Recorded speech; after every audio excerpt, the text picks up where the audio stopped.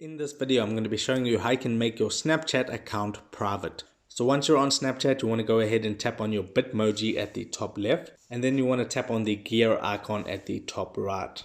That's going to take you to your settings. Now to make your account private, you just want to scroll down and there's some settings you need to change. Now under Contact Me, you want to go ahead and make sure that's on My Friends. So that's on. And then under View My Story, also make sure that that's on Friends Only. Go back.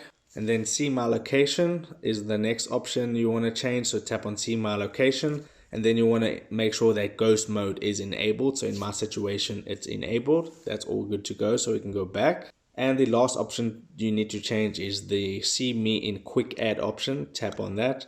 And then you want to make sure that that is off. So tap on that. And then people won't be able to find you in Quick Add. So that is how you make your Snapchat account private. If this video helped you out, make sure to hit the like button and subscribe for more. Take care.